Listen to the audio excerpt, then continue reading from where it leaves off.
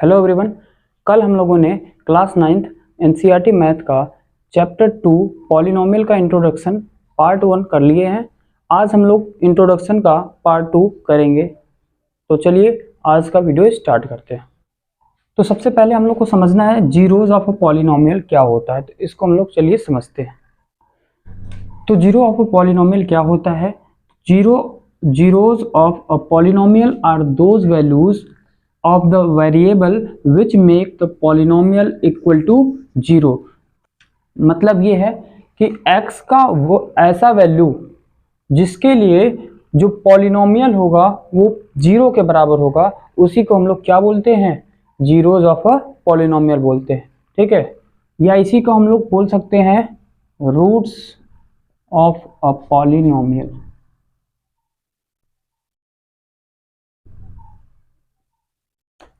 अब चलिए इसका कुछ एग्जाम्पल से हम लोग समझते हैं तो और अच्छे से क्लियर हो। तो एग्जाम्पल है px equal to 2x minus 5 समझते हैं। तो यहाँ पर इसका हम लोग को क्या निकालना है? जीरोज ऑफ अ पॉलिनोमियल है, इसका हम लोग को रूट्स निकालना है बोल सकते हैं। ठीक है, तो यहाँ पर हम लोग को क्या करना है? तो x का वो वैल्यू, यहाँ पर देखिए x का वो वैल्यू जिसके लिए क्या हो, पॉलिनोमियल जो हो वो 0 हो जाए। ठीक है, तो ये पूरा पॉलिनोमियल क्या होना चाहिए? 0 होना चाहिए। तो x का वो वैल्यू, तो px क्या होना चाहिए? 0 होना चाहिए। ठीक है, तो x का कौन सा वैल्यू है जिसके लिए पॉलिनोमियल 0 होगा? तो हम लोग क्या करें? px की वैल्यू को 0 रख दें। तो px की वैल्यू क्या दिया है? 2x माइनस 5, और इसको हम लोगों ने 0 रख दिया। तो यहाँ पर 2x इक्वल टू हो जाएगा 5, ये माइनस में है तो राइट साइड जाएगा तो प्लस में हो जाएगा। तो यहाँ पर x इक्वल टू हो जाएगा 5/2। तो इसका मतलब ये है कि अगर x की वैल्यू क्या होगी? 5/2 होगी, तो इसके लिए ये जो पॉलिनोमियल होगा वो 0 होगा। अब हम लोग चाहें तो इसको चेक भी कर सकते हैं। तो x की वैल्यू 5/2 इसमें रख के देखते हैं। तो x की वैल्यू अगर हम लोग 5/2 रखते हैं तो इसका हो जाएगा 2 इंटू 5/2 माइनस 5। तो 2 से 2 कैंसिल हो जाएगा, आएगा 5 माइनस 5, तो ये हो जाएगा 0। तो यहाँ पर प्रूफ हो गया कि जो px होगा, x की वैल्यू अगर 5/2 रखेंगे तो px की जो वैल्यू होगा वो हम लोग का 0 आएगा। ठीक है, एक एग्जांपल और ले लेते हैं। px equal to 5x minus 3। तो यहाँ पर भी क्या होगा? px की वैल्यू 0 रखना पड़ेगा, और px का वैल्यू है 5x माइनस 3 इक्वल टू 0। तो यहाँ पर 5x इक्वल टू आ जाएगा 3, तो x इक्वल टू हो जाएगा 3/5। ठीक है, तो फिर से हम लोग ऐसे ही करके चेक कर सकते हैं, तो ये आंसर हो जाएगा। तो इसको हम लोग को अगर बोलेगा कि जीरोज ऑफ अ पॉलिनोमियल, तो पॉलिनोमियल क्या निकालना है? 0 निकालना है, या इसको हम लोग रूट्स बोल सकते हैं, रूट निकालना है। तो हम लोग कैसे निकालेंगे? तो हम लोग को इसका मतलब ये है कि x की वैल्यू क्या होगी जिसके लिए ये जो px होगा, पॉलिनोमियल होगा, वो उसका पूरा वैल्यू 0 हो जाएगा। ठीक है, ओके। तो चलिए बढ़ते हैं नेक्स्ट टॉपिक की ओर। तो अगला टॉपिक हम लोग को पढ़ना है फैक्टराइजेशन ऑफ पॉलिनोमियल्स। तो पॉलिनोमियल का फैक्टराइजेशन कैसे करते हैं, इसका फैक्टर कैसे निकालते हैं, इसको हम लोग आज समझेंगे। जैसे किसी नंबर का अगर हम लोग को फैक्टर निकालना है, हम लोग को निकालना है, तो 1 इंटू 20 लिख सकते हैं इसको, 2 इंटू 10 लिख सकते हैं, 4 इंटू 5 लिख सकते हैं। तो ये सभी क्या है? 20 के फैक्टर है। फैक्टर मीन्स होता है कि ये जो नंबर है ये किस नंबर से डिवाइड हो जाएगा, कौन कौन से नंबर से डिवाइड होगा, वही इसका क्या होगा? फैक्टर हो जाएगा। ठीक है, तो हम लोग चलिए पॉलिनोमियल का फैक्टर निकालते हैं। तो इसका फैक्टर हम लोग 3 तरीके से निकाल सकते हैं इसका फैक्टर। तो हम लोग को फैक्टराइजेशन कैसे निकालना है पॉलिनोमियल का? तो 3 तरीका है। पहला तरीका है कि बाय कॉमन फैक्टर। तो हम लोग को अगर हम लोग को कोई टर्म कॉमन दिख रहा है तो उसको हम लोग कॉमन करके कर सकते हैं, या फिर कोई ग्रुप में है तो ग्रुप में भी हम लोग कर सकते हैं कॉमन। इसके बाद स्प्लिट करके भी कर सकते हैं। तो तीनों को एक एक करके हम लोग समझते हैं।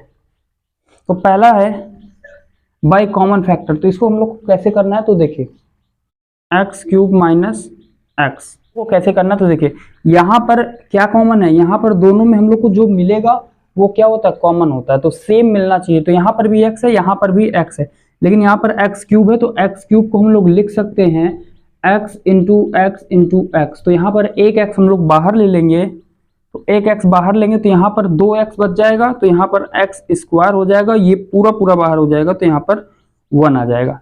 ठीक है, तो इसको हम लोग ऐसे कॉमन कर सकते हैं। या फिर एक क्वेश्चन और देखें हम लोग, तो इसको हम लोग लिख सकते हैं कि x cube minus 3x square. तो यहाँ पर हम लोग क्या कॉमन करेंगे, तो यहाँ पर हम लोग को ये देखना है कि क्या कॉमन दिख रहा है। तो यहाँ पर एक्स स्क्वायर है, यहाँ पर एक्स क्यूब है, तो एक्स इसका मतलब ये है कि एक्स स्क्वायर इसमें भी है और एक्स स्क्वायर इसमें भी है। ठीक है, अगर एक्स क्यूब कॉमन करेंगे तो इसमें नहीं मिल रहा है एक्स क्यूब, लेकिन यहाँ पर एक्स स्क्वायर हम लोग को कॉमन करना पड़ेगा, तो इसमें क्या आ जाएगा, इसका एक्स आ जाएगा, क्योंकि एक्स स्क्वायर मतलब 2x लेना पड़ेगा। ठीक है, तो 2x हम लोगों ने बाहर कर लिया, तो एक एक्स अंदर बचेगा और ये पूरा बाहर चला जाएगा, तो अंदर क्या बचेगा 3। तो ये हो जाएगा इसका आंसर। तो कॉमन फैक्टर बहुत ही आसान है, आप लोग को समझ में आ गया होगा। अब हम लोग समझते हैं कि ग्रुपिंग से कैसे करेंगे। तो ग्रुप में कॉमन कैसे करते हैं, तो इसको समझिए। ये एक क्वेश्चन है, तो इसको हम लोग को कैसे करना है, तो देखिए यहां पर हम लोग, क्या यहाँ पर a सभी में कॉमन है, नहीं कॉमन नहीं, सभी में कॉमन नहीं, केवल यहाँ पर और यहाँ पर दो जगह दिख रहा है हम लोग को। x सभी में कॉमन है तो नहीं, ये भी x यहाँ पर यहाँ पर, तो दो जगह कॉमन दिख रहा है, इसका मतलब यहाँ पर हम लोग को ग्रुप बनाना पड़ेगा। ठीक है, तो दो दो का ग्रुप बना करके हम लोग इसमें कॉमन कर सकते हैं। अगर यहाँ पर चारों में कॉमन होता तो हम लोग कॉमन कर देते। ठीक है, लेकिन यहाँ पर हम लोग को चारों में कॉमन दिख नहीं रहा है, तो इसलिए हम लोग दो दो का ग्रुप बना देंगे। तो यहाँ पर a x है, अब इसमें हम लोग देख लेते हैं यहाँ पर भी x है, तो इसको कॉमन कर लेते हैं। ठीक है, अब हम लोग इसको भी लिख सकते थे, क्योंकि यहाँ पर ये है तो यहाँ पर भी है, तो ये भी कॉमन हो सकता है। ठीक है, अब यहाँ पर क्या है, a y हम लोग लिख दें, और यहाँ पर क्या है प्लस b y लिख दें। तो हम लोगों ने देखा कि ये दो पेयर बन गया। ठीक है, यहाँ पर x कॉमन है, यहाँ पर y कॉमन है, तो इसमें हम लोग क्या कॉमन कर देंगे, x कॉमन करेंगे, तो अंदर क्या बचेगा, ये x बाहर चला जाएगा, तो अंदर बचेगा a। अब है प्लस, तो प्लस लिखेंगे, इसके बाद ये वाला x बाहर चला जाएगा तो आएगा b, फिर इसके बाद प्लस, यहाँ पर y कॉमन करेंगे तो आएगा a प्लस, यहाँ से ये भी y कॉमन हो जाएगा तो आएगा b। इसके बाद हम लोग को देखना है कि ये दो टर्म फिर से बन गया, तो यहाँ पर अब कॉमन क्या दिख रहा है, तो a प्लस बी और a प्लस बी, ये दोनों में कॉमन दिख रहा है, तो यहाँ पर हम लोग इसको भी कॉमन कर देंगे। तो a प्लस बी जब कॉमन करेंगे तो अंदर बचेगा, ये बाहर चला गया तो अंदर आएगा x प्लस, ये बाहर चला गया तो आएगा y। ये आंसर हो जाएगा इसका। ठीक है, तो बहुत ही आसान है, इसको आप लोग कर सकते हैं। तो कभी भी ऐसा क्वेश्चन आएगा जिसमें हम लोग को पूरे में कॉमन नहीं दिखेगा, दो दो का पेयर होके कॉमन होगा, तीन तीन का भी पेयर बन सकता है। ठीक है, तो 3 का पेयर बने या फिर 4 का पेयर बने, तो कैसा भी पेयर बन सकता है। ठीक है, बस हम लोग को देखना है कि कॉमन कितना है, तो जितना कॉमन होगा उसके हिसाब से हम लोग कॉमन कर सकते हैं। तो दूसरा क्वेश्चन लेते हैं इसी का। तो ये क्वेश्चन कैसे करेंगे, तो ये भी क्वेश्चन इसी टाइप से होगा। यहाँ पर दो दो का हम लोग को पेयर बनाना था, अब यहाँ पर हम लोग देखेंगे कि दो दो का पेयर बन रहा है कि तीन तीन का बन रहा है। ठीक है, तो इसको हम लोग करते हैं। तो यहाँ पर भी a है, यहाँ पर भी, यहाँ पर भी, तो तीन जगह क्या है, यहाँ पर a है और इन तीनों के पास क्या है, b है, तो यहाँ पर ये तीनों में b कॉमन है, इन तीनों में a कॉमन है। ठीक है, और हम लोग चाहें तो दो दो का भी पेयर बन सकता है। ठीक है, क्योंकि यहाँ पर x है, यहाँ पर x है, तो x कॉमन हो जाएगा, y है, y कॉमन हो जाएगा, z है तो z कॉमन हो जाएगा। ठीक है, तो पहले हम लोग तीनों को कॉमन करते हैं। तो यहाँ से a कॉमन होगा तो आएगा x plus y plus z, यहाँ से b कॉमन होगा तो आएगा x plus y plus z. अब यहाँ से क्या कॉमन हो जाएगा, x plus y plus z common हो जाएगा, अंदर बचेगा a प्लस b, इसका आंसर हो जाएगा। अब चलिए समझते हैं लास्ट बाय स्प्लिटिंग। ठीक है, तो स्प्लिट करके कैसे हम लोग फैक्टर निकालेंगे पॉलिनोमियल का। ठीक है, तो चलिए इसको समझते हैं। तो स्प्लिट करके कैसे समझेंगे, इसको समझते हैं। तो हम लोग इसको क्वेश्चन समझते हैं।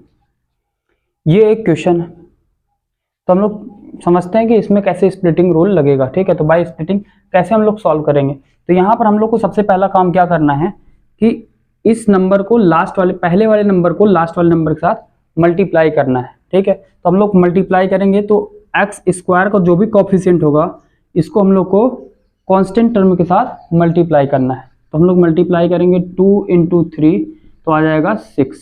ठीक है, बाद हम लोगों को क्या करना है, तो ध्यान समझिए। तो 6 जब आ जाएगा तो 6 को हम लोग को फैक्टर में तोड़ना है। तो कितने फैक्टर में, तो हम लोग को 2 फैक्टर में तोड़ना है। तो इस प्रकार तोड़ना है। तो इसको सुनिए, हम लोग को 6 को इस प्रकार तोड़ना है कि मल्टीप्लाई करने पे जो दो फैक्टर होगा, ठीक है, इसको हम लोग जो दो फैक्टर में तोड़ेंगे, जब हम लोग इसको ऐड करेंगे तो इसके मिडिल टर्म आ जाए, ठीक है ना, x का कॉफिशिएंट आ जाए, मतलब ये 5 आ जाए, जोड़ने पे कितना आ जाए 5 आ जाए, और मल्टीप्लाई करने पे कितना आ जाए 6 आ जाए, ठीक है।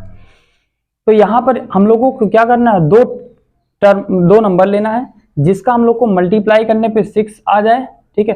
तो हम लोग अगर इसी का फैक्टर लेंगे तो मल्टीप्लाई करने पे क्या आएगा 6 तो आएगा ही, बस हम लोग को क्या करना रहेगा, चेक करना रहेगा कि जोड़ने पे या घटाने पे, ठीक है, यहाँ पे जोड़ने पे या घटाने पे क्या हो जाए, यहाँ पर 5 आ जाए, ठीक है। तो हम लोग कैसे करेंगे, तो देखिए इसको, तो 6 का फैक्टर निकालेंगे, तो 6 का जो फैक्टर होगा, एक होता है 1 और 6, एक होता है 2 और 3।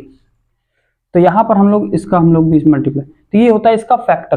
तो यहाँ पर इन दोनों का जब मल्टीप्लाई करेंगे 6 आएगा, इन दोनों का भी मल्टीप्लाई करेंगे तो 6 आएगा। अब यहाँ पर हम लोग देख रहे हैं अगर 6 में 1 सब्ट्रैक्ट करेंगे तो 5 आएगा, और यहाँ पर हम लोग देख रहे हैं कि 2 में 3 को प्लस करेंगे तो 5 आएगा। तो ये तो इससे भी 5 आ रहा है और इससे भी 5 आ रहा है, ठीक है। तो इस केस में हम लोग चेक कर लेंगे कि यहाँ पर क्या दिया है, तो यहाँ पर प्लस का टर्म दिया है, इसलिए यहाँ पर ये वाला यूज होगा, ठीक है। माइनस कहीं नहीं दिया, इसलिए इसका यूज हम लोग नहीं करेंगे। तो हम लोग क्या करते हैं, तो इसको हम लोग इस फॉर्म में तोड़ देते हैं, ठीक है। तो 5 को हम लोग क्या लिख सकते हैं, 2 + 3, तो इसको हम लोग लिखते हैं 2x² प्लस 5 को क्या लिख सकते हैं, बड़ा नंबर पहले लिख देते, छोटा नंबर बाद में लिख देते, ठीक है। तो इसको हम लोग लिख सकते हैं 3 + 2, 5 को लिख सकते हैं। अब तो x हम लोग दोनों के साथ लगा देते हैं, इसके बाद हम लोग +3 लिख देंगे। अब यहाँ पर फिर से हम लोग जो ग्रुपिंग अभी समझे थे, तो हम लोग यहाँ पर फिर से वही काम करेंगे, तो दो का पेयर बन जाएगा, ठीक है। तो यहाँ पर क्या कॉमन है, x कॉमन, तो x को कॉमन कर देंगे, यहाँ पर क्या बचेगा 2 बचेगा, एक x बाहर हो जाएगा तो बचेगा x प्लस यहाँ से x बाहर होगा तो बचेगा 3। अब यहाँ पर कुछ कॉमन नहीं दिख रहा, तो हम लोग क्या करेंगे, ये वाला प्लस लिख देंगे, इसके बाद कुछ कॉमन नहीं तो हम लोग 1 कॉमन कर लेंगे, ठीक है। तो 1 तो कॉमन है, तो यहाँ पर क्या हो जाएगा 2x + 3, तो जब कुछ कॉमन ही नहीं तो ऐसे ही उतर जाएगा। अब यहाँ पर देख रहे हैं तो ये दोनों कॉमन है, इन दोनों को बाहर करते हैं, तो 2x + 3 बाहर हो जाएगा, तो अंदर क्या बचेगा x + 1, तो इसका ये आंसर हो जाएगा, ठीक है। इसको और भी क्वेश्चन हम लोग समझते हैं, चलिए। अब ये क्वेश्चन कैसे सॉल्व होगा, तो इसको हम लोग समझते हैं। अभी हम लोगों ने देखा था कि जो x² का कोफिशिएंट होगा 6 और कांस्टेंट टर्म जो होगा 5, तो इन दोनों का हम लोग मल्टीप्लाई करेंगे, कितना आया 30, ठीक। अब हम लोग को 30 का क्या करना है, फैक्टर निकालना, तो इसका 2 फैक्टर निकालना है, ठीक है। तो 2 फैक्टर वो भी ऐसा निकालना है कि जोड़ने या घटाने पे क्या है 17 आ जाए, ठीक है। तो हम लोग निकालते हैं, तो 30 का फैक्टर क्या होता है, एक होता है 1 × 30, एक होगा 2 × 15, एक होगा 3 × 10, ठीक है, और एक होता है 5 × 6। तो ये सभी क्या हो गए, इसके फैक्टर हो गए। इसके बाद हम लोग देख लेते हैं किसको हम लोग को ऐड करने पे या फिर सब्ट्रैक्ट करने पे 17 आ रहा है। तो 5 और 6 को ऐड करेंगे चाहे सब्ट्रैक्ट करेंगे कभी भी 17 नहीं आएगा, 10 और 3 को भी करेंगे तो भी नहीं आएगा, और 30 और 1 करेंगे तो भी नहीं आएगा। तो एक केस हो रहा है कि 15 और 2 को अगर ऐड कर देंगे तो यहाँ पर 17 आ जाएगा, ठीक है। तो यहाँ पर हम लोग को मिल गया, क्या टर्म मिल गया, तो 2 टर्म हम लोग को देखना था कि 30 को हम लोग लिख दें कि 15 × 2, तो इसको मल्टीप्लाई करने पे क्या आ जाए 30 आएगा बिल्कुल, और ऐड करने पे 17 आएगा, ठीक है। तो ऐड करने पे आ जाए या फिर सब्ट्रैक्ट करने पे कोई भी आ जाए। तो यहाँ पर हम लोग क्या लिखेंगे 6x², अब हम लोग 17 को क्या लिख सकते हैं 15 + 2, तो यहाँ पर लिख देंगे 15 + 2। अब x दोनों के साथ, यहाँ पर x है तो इन दोनों के साथ भी क्या हो जाएगा x हो जाएगा, तभी तो इन दोनों को जोड़ के 17x आएगा, ठीक है। फिर 5 लिख देंगे। इसके बाद हम लोग को क्या करना है, तो ये पेयर बना देंगे 2 का, तो यहाँ पर x कॉमन हो रहा है और यहाँ पर 3 भी कॉमन है, क्यों, क्योंकि यहाँ पर भी इसमें भी 3 है और इसमें भी 3 है, ये दोनों 3 से कट जाएगा, इसलिए 3 से 3 कॉमन हो जाएगा। यहाँ पर x भी कॉमन है, ठीक है, इसको कॉमन कर लिया तो क्या हो जाएगा 3 × 2 = 6। अब यहाँ पर x एक बाहर चला जाएगा तो यहाँ पर x बचेगा, अब बचेगा 2x प्लस, अब 3 × 5 = 15 और x बाहर हो गया ठीक है, तो इतना आ गया। इसके बाद इसमें भी कुछ कॉमन नहीं, तो हम लोग 1 को कॉमन करेंगे तो आ जाएगा 2x + 5। इसके बाद यहाँ पर ये दोनों सेम है तो इस दोनों को हम लोग कॉमन कर देंगे तो हो जाएगा 2x + 5।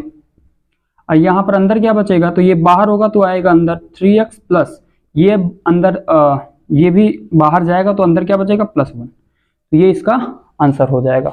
ठीक है, अब चलिए अब समझते हैं। तो हम लोगों ने फैक्टराइजेशन कर लिया कि कैसे फैक्टराइज करते हैं पॉलिनोमियल को।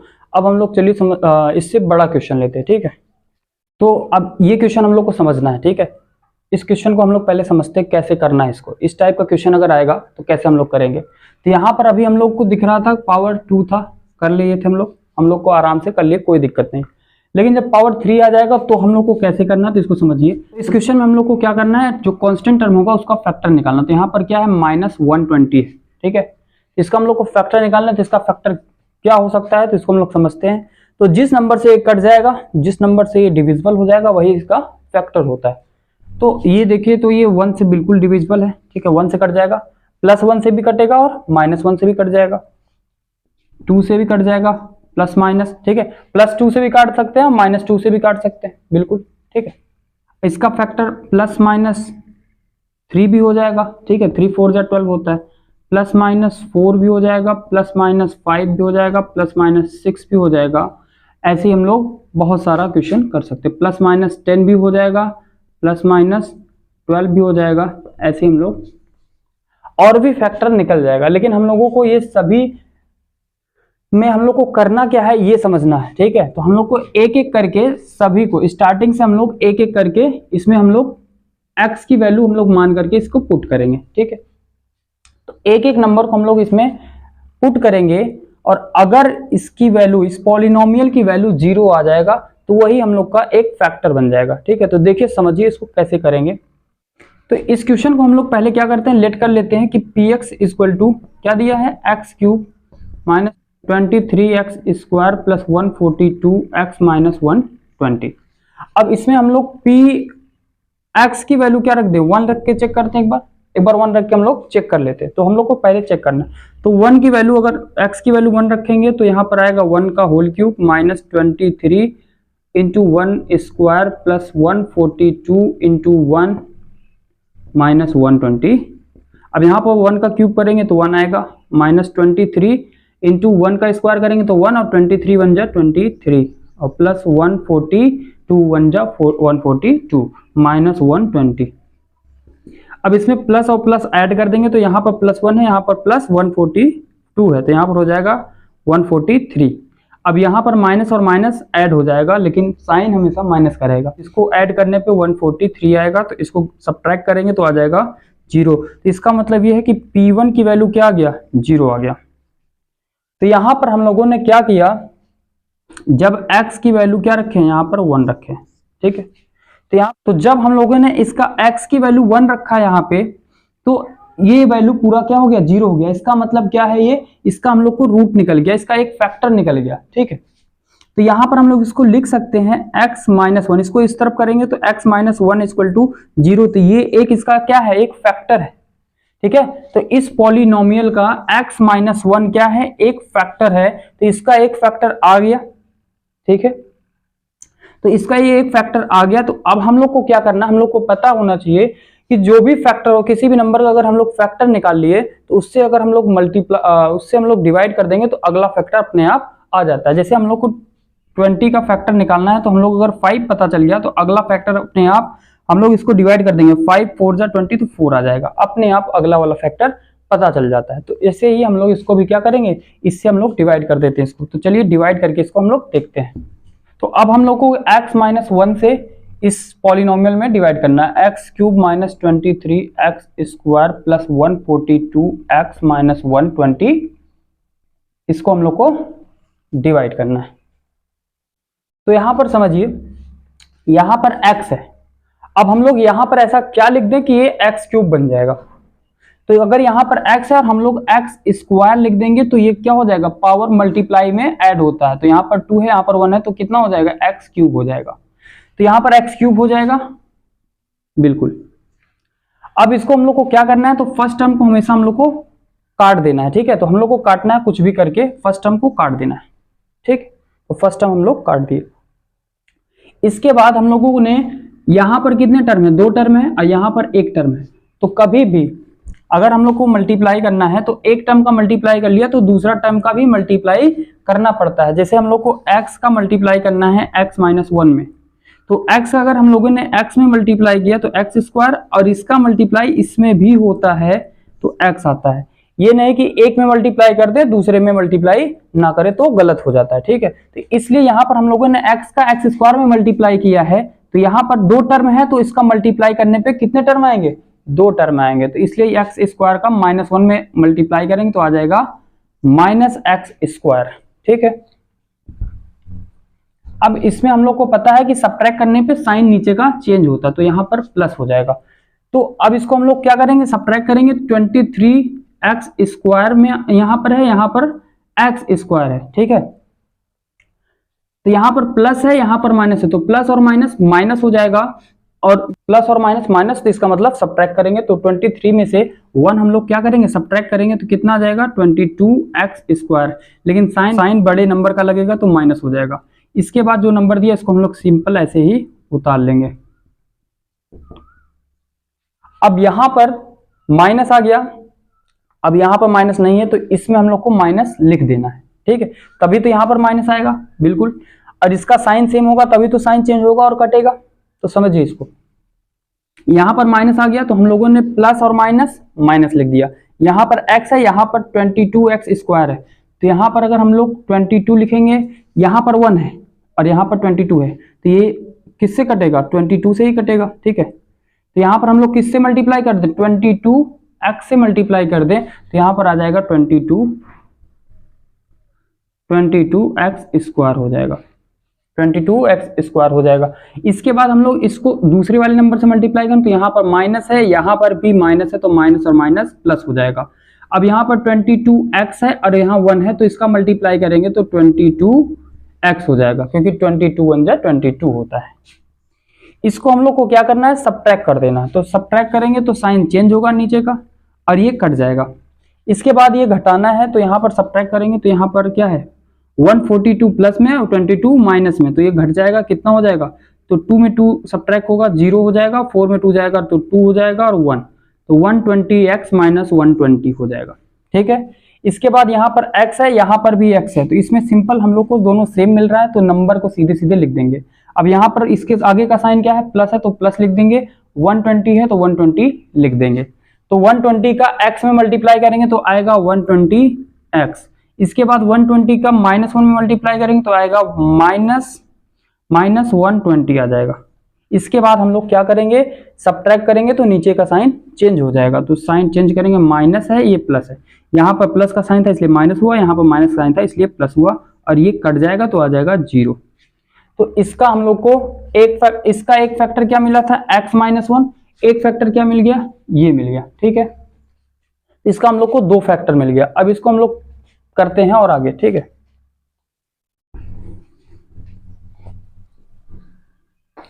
तो इस क्वेश्चन में हम लोग को इसका फैक्टर मिल गया, एक फैक्टर मिल गया x-1 और एक फैक्टर मिल गया x square minus 22x plus 120।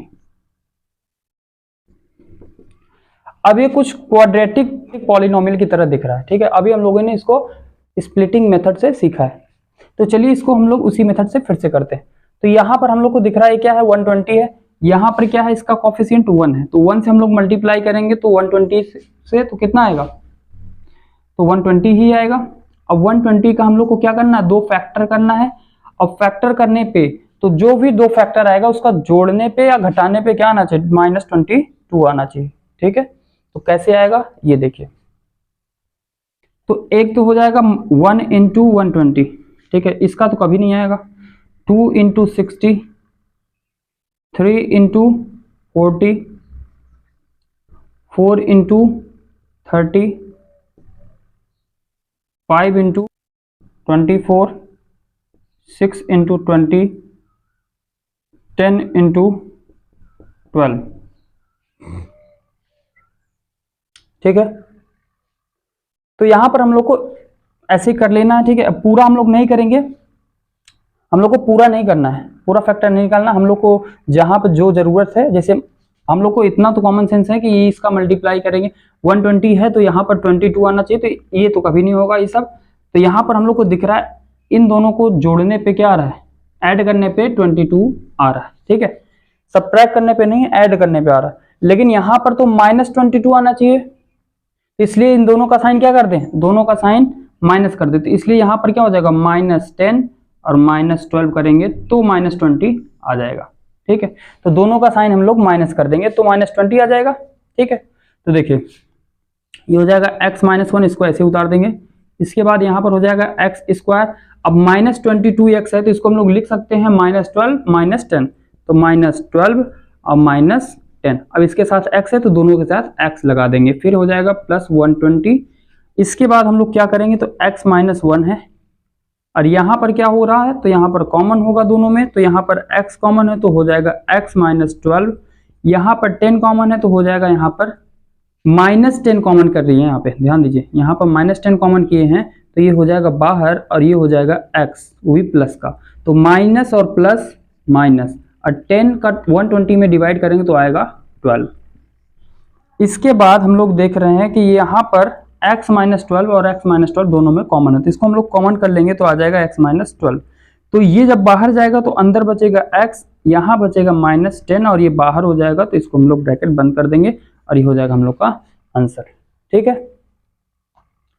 Okay, अब हम लोग कुछ एल्जेब्रा में हम लोग फार्मूला देख लेते हैं, उसको हम लोग को लर्न कर लेना है, जिससे हम लोग जब एक्सरसाइज करेंगे तो उसमें हम लोग को हेल्प होगा, ठीक है। तो चलिए हम लोग एल्जेब्रिक आइडेंटिटी देख लेते हैं। तो कुछ आइडेंटिटी हम लोग को देखना है। तो फर्स्ट आइडेंटिटी है x + y का होल स्क्वायर, तो इसका हो जाएगा x² + 2xy + y²। Second identity है x - y का होल स्क्वायर, तो हो जाएगा x² - 2xy + y²।